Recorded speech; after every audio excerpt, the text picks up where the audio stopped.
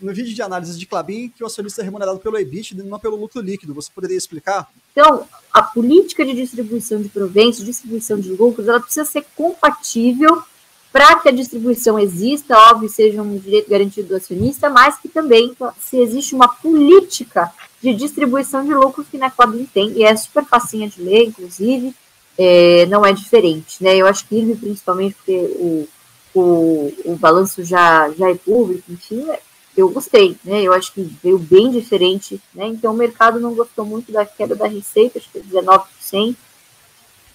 Mas assim, é um movimento necessário, mas eu acho que os sinais estão aí, né? Estamos aqui fazendo feijão com arroz, vamos, né?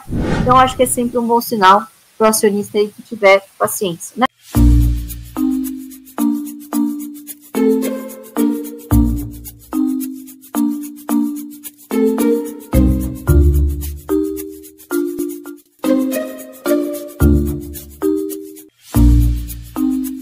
Assim, eu não consigo imaginar considerando um aporte em Vale. Mas, enfim, é uma conversa para um outro momento. Eu queria só fechar aqui uma pergunta daquele assunto de seguradoras. É de um xará meu, Bruno.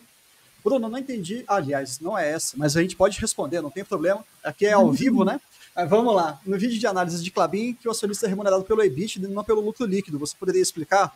Pessoal, acho que a melhor pessoa para poder explicar sobre Klabin é a Lu, mas eu vou dar só uma introdução e ela faz o arremate. Se a Van também enxergar ali alguma coisa a mais, por favor.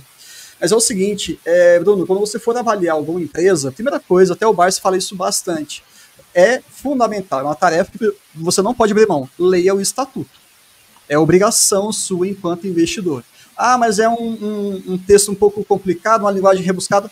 Fica tranquilo que você vai encontrar muita coisa mais difícil para ler nas empresas. Porque lá é só o primeiro passo. Tudo é o de menos, né? É o de menos. Você vai se acostumar, vai entender, e você pode até ver uma política de dividendos, de remuneração ao acionista. E lá eles deixam isso claro. Então, eles, ao invés de pagar em função do lucro líquido ajustado, que é o que diz a lei das SAs, que é o que rege o mercado aqui no Brasil, eles fazem um ajuste, um intervalozinho ali de 15% a 25%, salvo engano, do EBITDA ajustado daquele período. E são pagamentos que, pelo menos nos últimos anos, né, tem sido trimestral.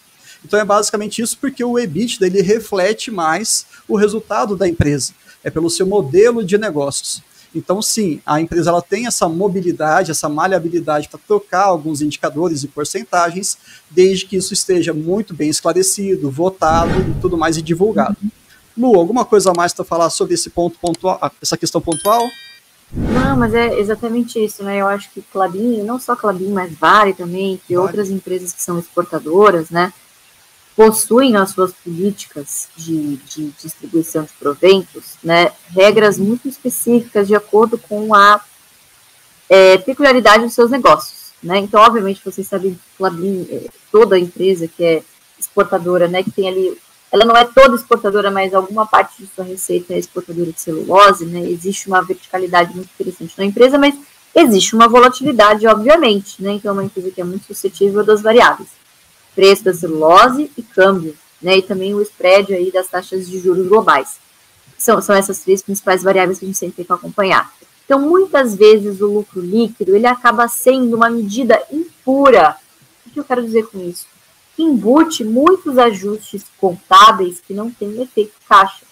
Então, o que é de costume esse tipo de empresa fazer? Políticas baseadas no EBITDA, né, ajustado, ou seja, tirado o CAPEX ali de manutenção, enfim, que a empresa tem planejado para investir ao longo do ano, e aí sim, desse valor líquido, é tirado um intervalo de distribuição de payout, baseado também em gatilhos de alavancagem, tá? Que no caso da Klabin é de 4,5.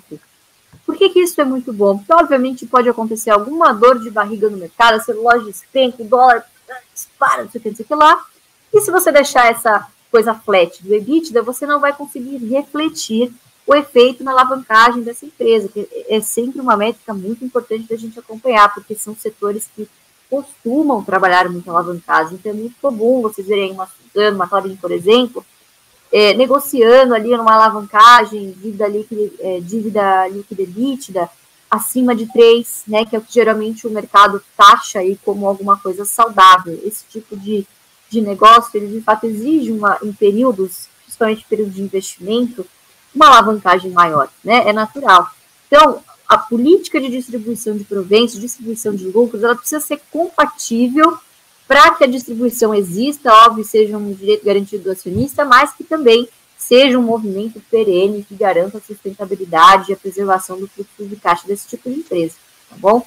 Então, é sempre muito importante ler, além do estatuto, se existe uma política de distribuição de lucros que na Klabin tem, e é super facinha de ler, inclusive, e aí recomendo vocês lerem também a política de endividamento, tá bom? A política de alavancagem também é muito importante, que uma se comunica com a outra, para você entender os movimentos lá de quando o Conselho de Administração tende a aprovar um dividendo ou quando ele vai tender a reter um pouquinho de preservação de caixa, que é óbvio, sempre pensando na maior geração de valor possível e na melhor alocação de capital possível dentro da companhia, tá bom? Viu? Gente, eu vi que tem muita antes da gente terminar aqui, Van, tem muita gente me perguntando aqui de Unipar, tem muita gente me perguntando de IRB também, pessoal. Eu sinto muito que eu tenha que ser lacônica sobre essas empresas, mas vocês sabem que eu faço parte, de um eu faço parte do comitê de auditoria, de outro eu faço parte do conselho de administração, então, obviamente, que eu não posso comentar muitas das coisas que acontecem com essas empresas, né? Acho que IRB e Unipar não é diferente, né? Eu acho que IRB, principalmente, porque o balanço já é público, enfim, eu gostei, né? Eu acho que veio bem diferente do ano de 2022, que foi um ano terrível para o setor no mundo. E, claro, o IRB já vinha de uma posição muito fragilizada em termos de capital, né? Teve que fazer aquela subscrição lá em 2022. Então, o cenário ele começa a se delinear baseado naquilo que a nova administração, né, que no ano passado disse, de que, olha, nós vamos reduzir a carteira, isso é normal, que a gente vai começar a recusar prêmios muito arriscados, a gente chama de aceitar a subscrição, então não vamos aceitar qualquer tipo de subscrição, vamos reduzir os nossos negócios no exterior principalmente, a gente vai se recolher um pouquinho aqui na concha, lucro para dar uma robustez de capital, de garantias que são exigidas pela SUSEP, para depois a gente pensar em voltar em recuperação de market share, né? Então, o mercado não gostou muito da queda da receita, acho que é 19%, mas, assim, é um movimento necessário, lembrando que são movimentos de cauda, então é um setor que exige muita paciência, exige muito rigor, de riscos de cidade, de riscos de subscrição. Então, é um negócio que não acontece da noite para o dia. Mas eu acho que os sinais estão aí, né? Vocês têm acesso aos dados mês após mês, com 2 meses de defasagem, e vem vindo ali devagarinho sempre um lucro, já vem vindo com lucro operacional, então as contas estão se pagando, mesmo com os prêmios reduzindo, a sinistralidade caiu, está dentro de um intervalo programado. A empresa não tem guidance, obviamente, mas acredito que esteja dentro lá do que a administração havia inclusive, dito ao mercado do que seria, né? Então, uma redução no market share, mas, por outro lado, uma robustez ali da situação da folga de capital. Então, eu acho que está acontecendo aquilo que estava previsto. Devagar e sempre, a empresa vai se recuperando e, obviamente, que o que eu posso dizer para vocês é que uma equipe muito boa lá, que está empenhada 24 horas por dia para fazer essa empresa se recuperar, né? Não é uma empresa de botequim, eu vejo muito, e fico muito chateado com isso, porque as pessoas proferem palavras assim, ao menos conhecer, né? É uma empresa com mais de 70 anos de história, é uma empresa aí que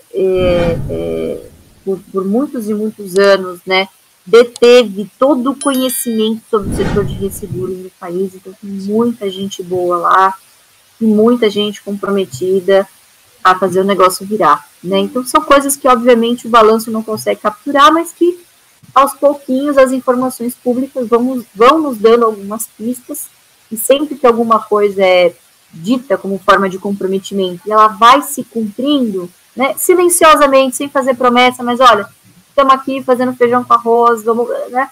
Então, acho que é sempre um bom sinal para o acionista aí que tiver paciência, né? Nosso posicionamento é o mesmo, a gente continua em período de silêncio, então não podemos comprar, estou lá quietinha, trabalhando, aprendendo muito, é um setor que nos desafia muito como conselheiros, porque é um setor extremamente técnico, é um ano decisivo para o setor de seguros e resseguros.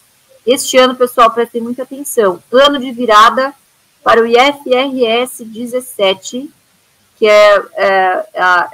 para quem não sabe, seguros e resseguros seguem, obviamente, o método SUSEP de divulgação, e a tendência é que, obviamente, haja uma internacionalização, vocês do IFRS, para que você consiga fazer a comparação desse setor globalmente, né? O que hoje não é possível por essas diferenças contábeis.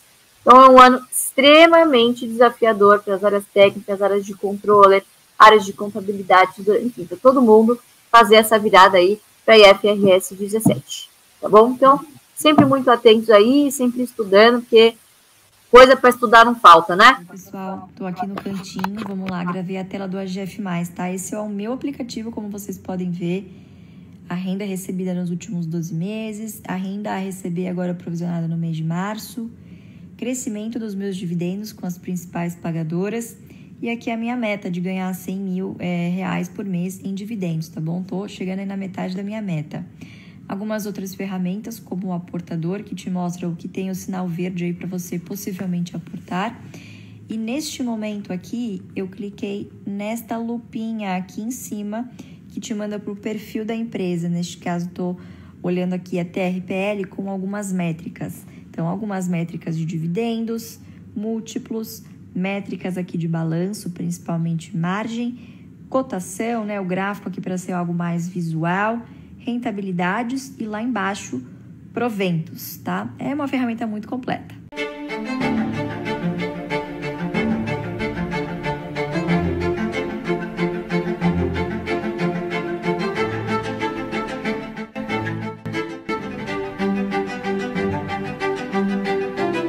É importante vocês se inscreverem no canal, porque ele representa a nossa voz, tá entendendo? Nós não temos uma didática tão fundamental e tão objetiva como tem aí o canal. E o canal, ele é um órgão de divulgação que procura não adivinhar, mas transmitir aquilo que realmente é importante que os senhores saibam para se conduzirem de uma forma positiva no mercado de valores.